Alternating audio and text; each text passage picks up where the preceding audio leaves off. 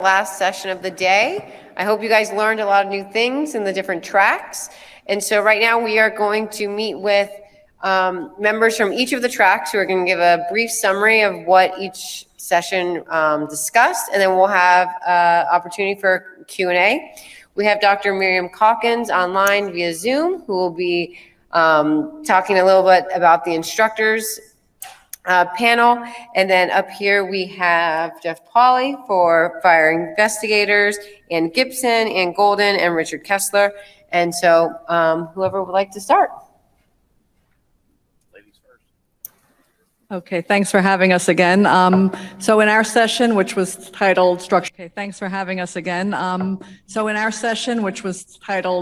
Firefighting, Career and Volunteers, we had an excellent presentation from Chief Sam Eaton and Gina from the Alliance on Decon procedures, contaminant reduction in the field. Followed that from the virtual audience on the practicalities of it, as well as removal of Pfas from that kind of gross decon and whether that was possible or not, dry versus wet decon. So practical questions that some of the research has addressed, but there's a lot more to be done in terms of evaluating the efficacy of certain types of wipes and things of that nature. And then we had another excellent presentation from Ed Mann from FRCE. Very practical, like someone with a wealth of experience looking at the good, the best, and the good, better, best. Sorry, Ed. Focusing on the good when you can't do the best, and practical solutions, particularly in volunteer companies or smaller companies without the large budgets to implement the perfect recommendations in terms of PPE and decon post-fire.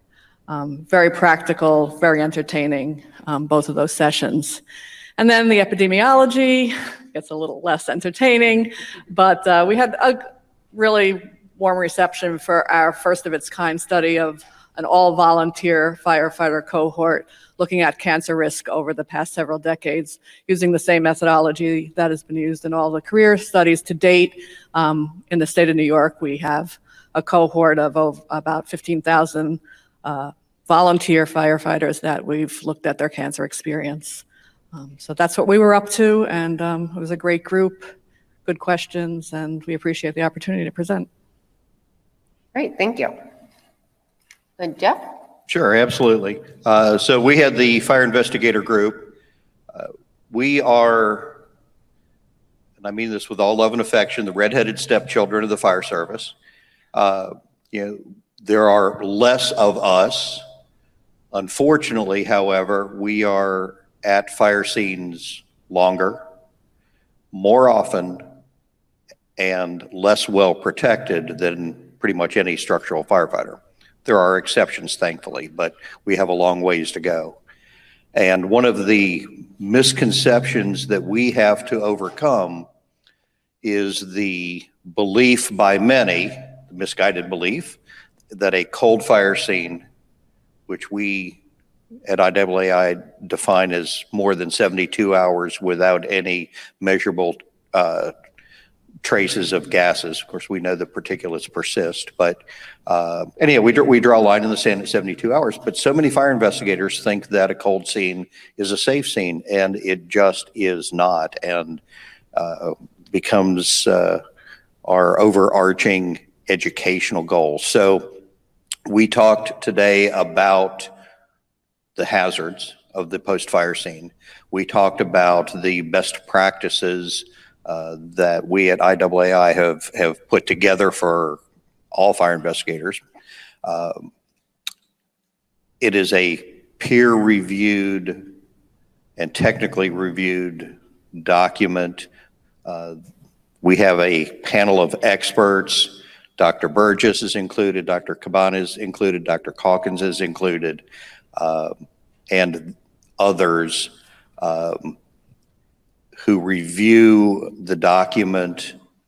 We're in the second edition, probably starting early next year. We will work on the third edition because unlike 921, which is a nice overview document, this is much more of a how-to manual. So the current iteration is 41 pages. I'm guessing that the next iteration will be 60 plus, because when we know better, we need to do better, and we need to get that information out to folks. So then we had two, so there are currently 4 research projects that we're involved in regarding the fire investigation work. And we had extended presentations on 2 of those, the University of Miami wristband project, which is great, and I firmly believe is going to cause us to adjust our current lines in the sand for some time frames, but that's good. That's what research is for. That's why we do this. Unfortunately, in many instances, research money stops when the big red trucks leave. And so I am just tickled pink that we've got 4 different projects going now.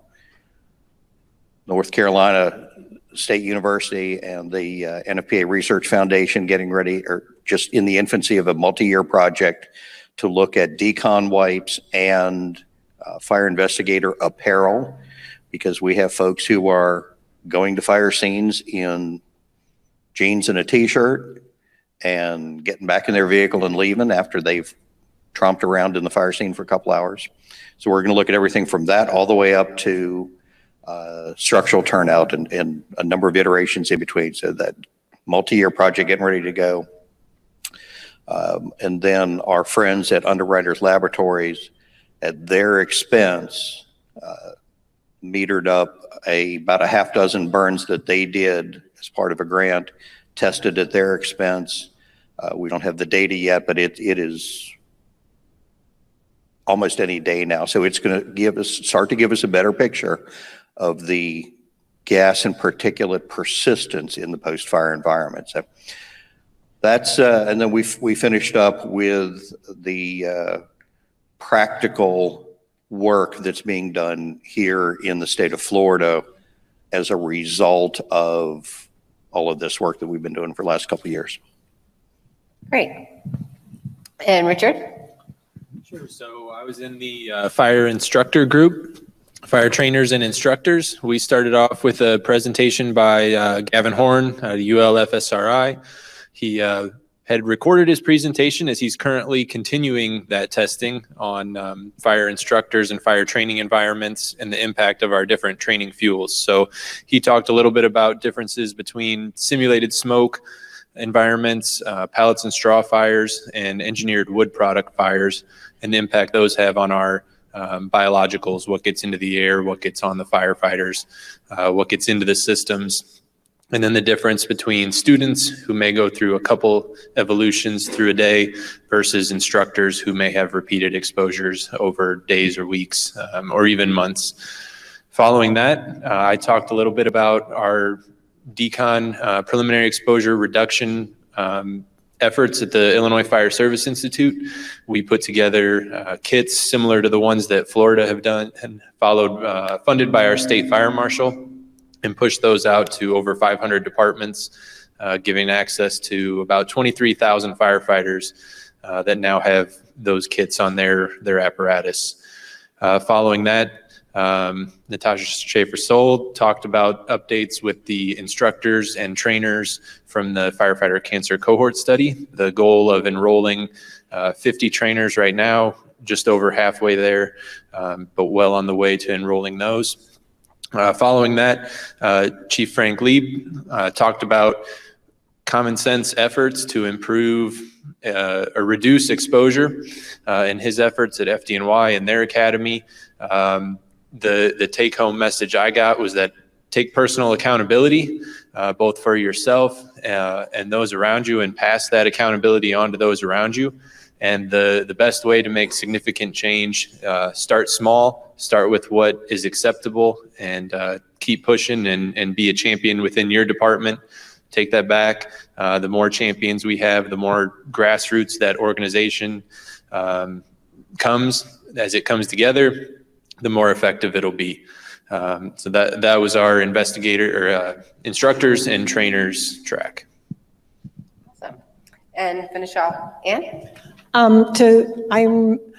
Rather than forget somebody's name or mispronounce it, I'm just going to say in track A, which was wildland and wildland urban interface, we had a great diversity of speakers and definitely expertise. I noted some constant themes across all presenters, and the main one was that there is no longer a wildland fire season. It is a year. And the workload of the wildland firefighters is something that it really contributes to their ability to sleep well, their fatigue, their cognition, their reaction times, and also their exposure to pollutants. Other themes I noticed were it's still not known exactly what the long-term health consequences of the exposure is. Based on the occupation itself. We talked about the role of the fire coordinator and the administration in terms of aspects such as crew rotation, proximity of the camp to the actual fires themselves, because people are inhaling particulates all the time that they're there, and a 14 days of work, 3 days of rest work cycle is extremely challenging to them. And shift length, I was really surprised to know that that's 13 to 14 hours per day, 14 days straight. And the inability oftentimes to clean your hands and other skin surfaces like prior to eating, and the importance of exposure of the skin itself. There are simple things that can be done to assess different aspects such as sleepiness using simple tools like visual analog scales, heart rate variability, which can be done with accelerometry. Unfortunately, if you lose one of those, you've lost quite a bit of money. And things like urine color can also be used for dehydration. We talked about the importance of awareness and education, and that can be key in cultural shifts that many people mentioned needed to happen. We also talked about challenges with conducting in-field research, and that has to do with recruitment of participants, being able to monitor them while they're performing their duties without interfering in their ability to conduct their job or put them in a hazardous position so that their safety has been compromised. We talked about that using a prescribed burn might be a really good proxy for studying an actual fire environment. A little bit more controlled, and it gives us a little more control as researchers over pre-test guidelines or pre-post kind of conditions. Gosh, how many people mentioned unanticipated unknowns that creep into the whole thing? One of the things I know from my aspect of the presentation was lack of standardized fitness criteria and testing procedures across firefighters in general. And I also found that there's a great interrelatedness between components. Researchers tend to be focused on one aspect or just a couple aspects, but the interrelatedness between all of these is something I think would be really nice to see come together. And lastly, the tools that firefighters in the wild are using to actually help them perform their jobs may actually be harming them, such as the torches used to start the backburns. The PPE itself is preventing heat dissipation. It's extra weight that they're carrying in the field. And so those are what I captured. That's great, excellent. So it seems like everyone had a lot of information in all four groups. So one of the questions that came up are, what are some practical interventions or strategies for cancer control or prevention that came up during your sessions? I think it came up in all of our presentations in greatest detail in the actual decon demonstration, which is fairly easy to do. The kit has been widely distributed in many states now and through many initiatives, which is terrific, and all the instructions are available at your website, our website. So that was terrific. But EdMan took it to another level and said, if you can't even do that, if you can't even implement that because of weather or other conditions, there's many things that you can do. Do the best that you can, no matter how inexpensively. Do it soon, do it right after the fire, do it practically, use equipment that may not be the ideal, but do something. Don't do the best, do good. That's great. And from the wildland firefighter and the interface aspect, there's no respirator for wildland firefighters. And so they were talking about the need to develop one and get available, which would cut down the particulates, because they use the masks we've been using for COVID. Right. I'll add in our session, we discussed some additional methods that the individual could take to reduce exposure, things like changing how we doff our gloves. So at the end of every incident, take off the gloves and immediately touch the outside of that contaminated surface with our clean hands. Whereas with medical gloves and any sort of bloodborne pathogen contaminants, we remove the gloves without touching those contaminants. So can we apply that to our firefighting gloves so that every time we take them off, we're reducing that exposure? Same with our hood. As we take the hood down, put it around our neck, all of that very vascularized region, very thin skin is exposed to those contaminants. Can we modify that and pull the hood up and over the mask and reduce that exposure? So every little step to reduce exposure adds up over time. Thank you, guys. And so another question that came through for Dr. Calkins and the panel, are there health risks or cancer risks for firefighters with occupational exposures to PFAS from the turnout gear? I'll start since I was called out. I hope you can hear me. So I'll start since I was called out. I hope you can hear me. And then I'll let others chime in as well. This is a really good question. And I know it's one that is discussed everywhere at the moment. So I'll try to answer it the best I can. But unfortunately, one of the things we are still struggling to understand is that association. There's currently no threshold above which we know the risk of a health outcome from that's associated with PFAS may occur. So with that in mind, it's very difficult to say that above or below a certain serum concentration, you are or are not at risk. We know that certain PFAS are associated with certain cancers, as well as a number of other health outcomes, especially certain systems. There's a number of studies that have looked at immune response, looked at effects in the thyroid. Other hormones have looked at cholesterol and various effects. So is there the possibility that occupational exposure may put you at increased risk for health, including cancer outcomes? Yes, there is a possibility. How much of a risk is there? We don't know. The other part of that question was specifically about PFAS in gear. And I think that's an area that I know we're really tuned into, trying to figure out exactly where that exposure is coming from. The better we understand how somebody's exposed, the more appropriately we can target the interventions to reduce that exposure. We know PFAS is in the gear. We know PFAS is currently in foams. We know PFAS has the possibility of being in structures that are burning. There's a number of different ways in which a firefighter may interact with PFAS through their job. What we don't know is which one of those pathways is contributing the most to that overall exposure.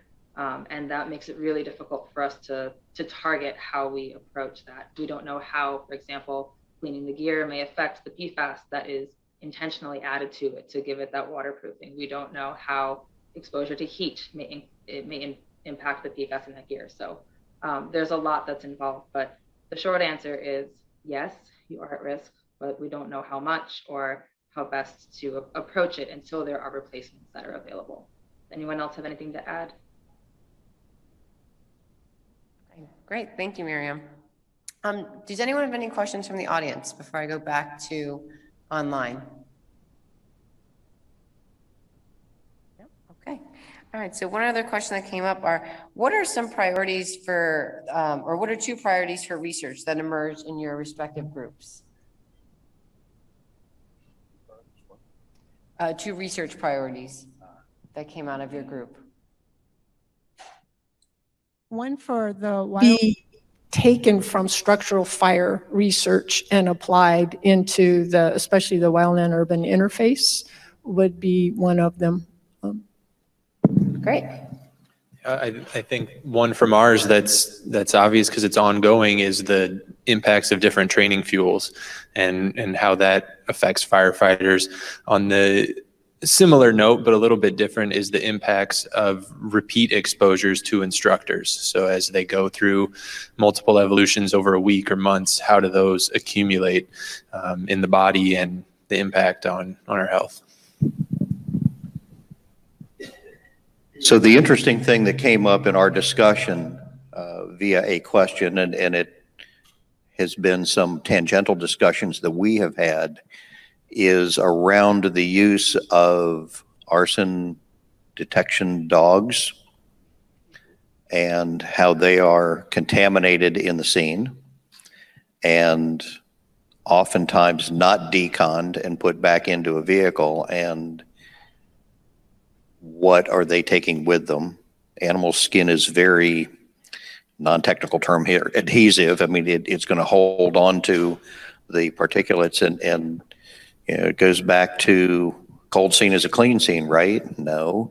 The handlers often are not properly protected. The dogs are not protected and they're not deconned. So we have a very interesting area there that requires or begs some additional work. Other than that, you know, our research is just getting started. So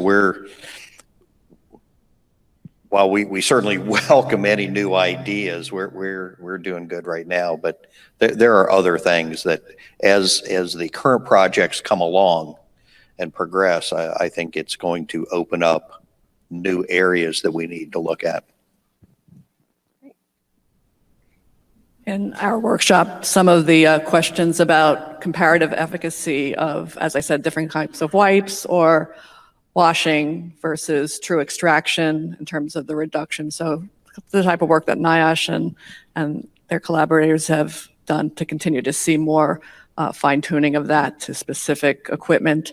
And then some of the other issues in terms of the epidemiologic research will be addressed in the NFR, basically looking at other occupations, previous occupations or concurrent occupations and the exposures that they may expose firefighters to, as well as the personal lifestyle factors, family history, those types of factors that haven't been adequately addressed as potential confounders of the firefighting exposure. Absolutely. Okay, and so another question that came through was, for our government stakeholders watching today and here in the room, did your sessions discuss any opportunities to improve policy that can inform health and safety practices? No, but it's certainly a great area that, I mean, as an industry, the fire service begs for more, in my opinion, more regulations that protect our health and safety. And so any way that can be done. There's no shortage of work here, folks. I mean, there's a lot that we can do, and that's just one of the very important areas. I think to echo that, one of the key takeaways that I had from our sessions was that a lot of this work is funded through DHS and the Assistance to Firefighter Grants Program. So just thanking, you know, the folks that run that program to keeping that moving, and the importance of that funding in supporting this research is essential for most of the findings we saw. Great. Tangential to structural firefighting, the issue of health insurance, kind of shocking to hear some of the stories in terms of retirees' benefits or even active duty firefighters who don't have health monitoring and health insurance adequate to do the early detection and treatment, effective treatment at early stages that we're preaching.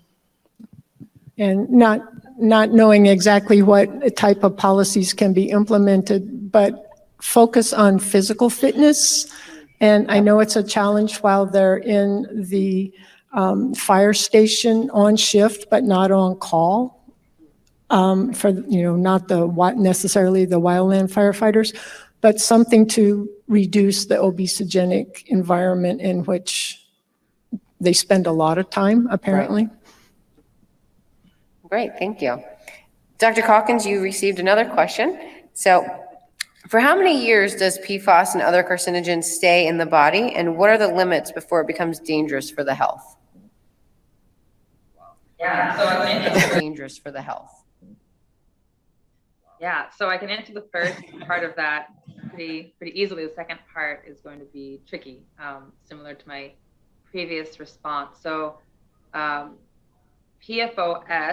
I'm not sure if the question was specific to PFOS or all PFAS in general, but PFOS is one of the sulfonates. It's one of the longer chain compounds, often referred to as one of the legacy compounds.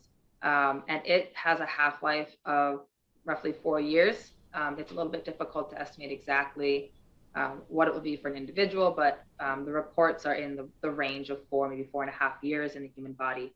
And just so everyone's familiar with the term half-life, that's the amount of time it takes for half of the amount of something in your body to be removed. So the serum concentration would be reduced by half in that amount of time.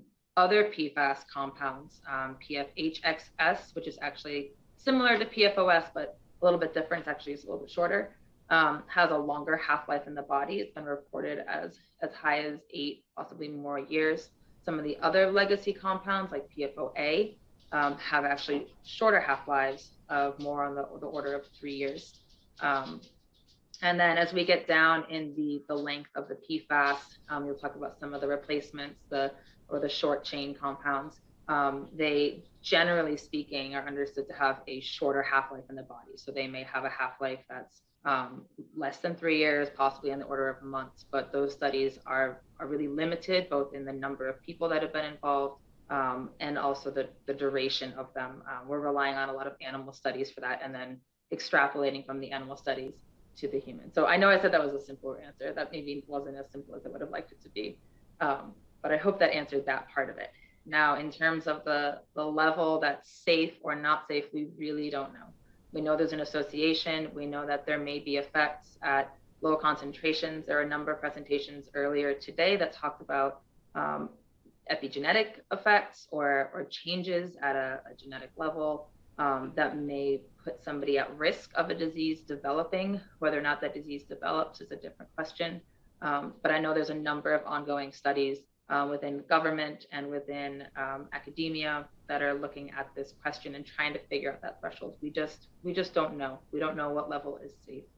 I'll add for this question and the previous one that I fielded, that when it comes to that half-life, we don't really know how to speed up the removal of these compounds from the body, although there are some people who are looking into this, blood donation, things like that. But we don't have a great approach to that. And unfortunately, the exposure pathways that we're concerned with, primarily PFAS being the foams and the turnout gear, are things that we don't have good replacements for yet. And those products are used to protect you, the firefighters, on the daily basis from a lot of other known hazards. So there's a really pressing challenge there in finding something that can replace the PFAS in those materials, so that those tools are still as effective at protecting you from all of the other carcinogens that have been discussed over the last day and will continue to be discussed probably tomorrow, and making sure that you're protected from that. But also, we don't want you to be exposed to more, such as the PFAS that are in the gear. So trying to find a balance between those while everyone's doing the research and pushing for the research to get new products that are PFAS free is really critical. So I want to put that caveat out there, that I think it's important to mention that those tools are vital to keep you safe from other things right now. And that doesn't mean that you should be afraid of them, I guess, is what I'm trying to stress, if that makes sense. Question to PFAS, and I think this was discussed a little bit earlier, but what can be done to eliminate PFAS? From the body or from? It seems like yes, from The body or from? it seems like yes, from the body. From the body, I don't know. No one really knows. I know this is being evaluated, and if anyone else has any thoughts on this, please chime in. There's some researchers and some members of the fire service, I believe in Australia, who are working on this as well. I've heard that there's some programs that are helping to eliminate it. I think one of the most effective approaches is just to cut off the source, really. So reduce any continued exposure as much as you can. So that may mean not wearing your turnout gear when you don't have to. So reduce the amount of time that you're spending in your turnout gear. It may mean cleaning and doing good decon of your turnout gear and of your fire station, so that you don't have dust that maybe contains PFAS in that environment that you're living in. It may mean practicing really good hygiene whenever you come in contact with the foams and the products that contain PFAS, all those Class B foams, AFFF, and reducing training with them. I know a lot of states have already stopped, and a lot of we actually we're trying to find fire departments that were still training with it, so that we could capture that opportunity and measure it in the air, and no one's doing it, which is fantastic to hear. All of those types of activities and just cutting off the exposure source is probably the number one thing you can do right now to reduce further exposure and help reduce that level in your body. And so another question that came in for the group, sleep and fatigue appears to be a cross-cutting theme across all subgroups. What advice or strategies did your groups entertain? Is there a way to change the 14 days of active 14-hour shifts? Because they're finding that 3 days isn't sufficient amount of rest. Right. So better sleep comes with probably less demanding work environment. I would also say improved fitness level can improve sleep patterns. Maybe diet is part of it as well, just from my expertise area. Yeah, we noted the same things, the lifestyle changes, the diet, the sleep habits, exercise, nutrition all play into the, as we mentioned yesterday, the total worker health. Yeah, this is interesting because I'm just going to reiterate what I said earlier because it's so important. The cold fire scene is not a safe fire scene. Wear your PPE, please. All right. So any other questions from the audience? Director Hallis. Yes. Talking about different levels of, obviously with the structural, there's a lot of bad hydrocarbons and nasty stuff inside most structure fires, even investigation. So much of that is present. And many times you're digging through it. When it gets to the wildland side, and I know this is an area of more future study, so I hope it'll help look at our partners in forestry where they may be in very remote areas, and even though we may have decon kits on their tractors or whatever, a lot of times it's going to be very difficult for them to employ rehab and recovery and cleaning of their turnout gear, or and particularly their wildland gear, and also even their uniforms, and they may be then much closer to their house than they are back to headquarters or whatever. So is that an area that's going to be focused on, is how to do interventions for wildland people in that very rural setting that really don't know? I mean, it seems like we're not being exposed to the exposure to who knows what is built into that forest environment from other environmental impacts that may have occurred, et cetera.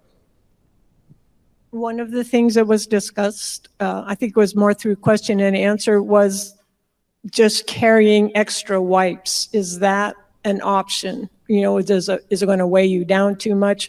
But having a way to clean or wipe down the surface of skin or clothing more frequently was one of the things that was discussed, but whatever they carry with them needs to be lightweight. But other than that, I don't recall anything else in that vein. We discussed some of the practicalities, not as extreme as in the wildland situation, but wipe what you can, wipe the highly vascular areas, wipe your hands first before you touch anything else. And then also, and the lack of water, dry decon with a dry brush, which isn't very heavy, it adds some weight, but that's better than nothing. And do what you can, do what's practical, even if it's not the ideal.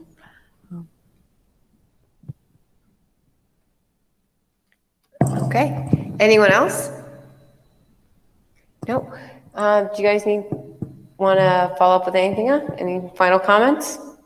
No, all right. Well, thank you guys so much. This was a great panel. I think we got a lot of great conversation from this. And this concludes our day, our second day. I think it's been a really great day. We learned a lot. We'll be back here tomorrow morning for some more exciting presentations. So thank you all for joining us here in person and virtually.